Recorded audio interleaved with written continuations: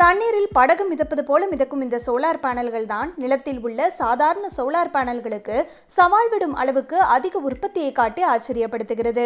இதில் உள்ள 2600 தொகுதிகளின் செங்குத்தான அமைப்பு நண்பகல் சூரியனை மட்டுமல்ல, காலை மற்றும் மாலை என அனைத்து திசைகளில் வரும் வெளிச்சத்தையும் ஆற்றலாக மாற்றும் திறன் கொண்டவை. இதனால் நாள் முழுவதும் மின்சார உற்பத்தியை சீராக பரப்ப முடியும். இவை நண்பகலில் அதிகமான ஆற்றலை சேமித்து வைத்துக் கொள்கிறது. இது ஆண்டில் 1 மணி நேரத்திற்கு 2000 மெகாவாட் மின்சாரத்தை உற்பத்தி செய்யும் ஆற்றல் கொண்டது. இது ஒரு கிராவல் ஆலையின் மின் தேவையில் 2/3 பங்கை ஈடுகட்ட போதுமானது.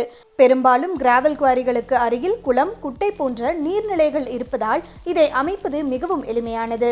2030ஆம் ஆண்டில் உலகளாவிய புதுப்பிக்கத்தக்க ஆற்றல் இரட்டிப்பாகி 4600 ஜிகாவாட்களாக இருக்கும் என்று சர்வதேச எரிசக்தி நிறுவனம் மதிப்பிட்டுள்ளது. அதிலும் குறிப்பாக சூரிய சக்தி 78%, காற்றாலை மின்சாரம் 19%, நீர் மின்சாரம் 3% பங்கை செலுத்தும் என கணக்கிடப்பட்டுள்ளது. அதன் அடிப்படையில் சமீபத்தில் இந்த மிதக்கும் சோலார்களும் பல நாடுகளின் கவனத்தை குவிக்கின்றன. கடந்த சில ஆண்டுகளில் மட்டும் இதன் திறன் வெறும் 10 மெகாவாட்டிலிருந்து 7700ஆக உயர்ந்துள்ளது. வரும் 2030ஆம் ஆண்டிற்குள் இது மேலும் வளர்ச்சியடையும் என ஆய்வுகள் கூறுகின்றன. இதில் உள்ள மற்றொரு நன்மை என்னவென்றால், பேனல்களின் தளமாக இருக்கும் நீர் அதிகரிக்கும் வெப்பத்தை குறைத்து அதன் செயல்திறனை அதிகரிக்கிறது. இதில் சீனா வேகமாக முன்னேறி வருகிறது. ஏற்கனவே கடலுக்கு வெளியில் கூட இது போன்ற பல பெரிய ஆலைகளை நிறுவியுள்ளது.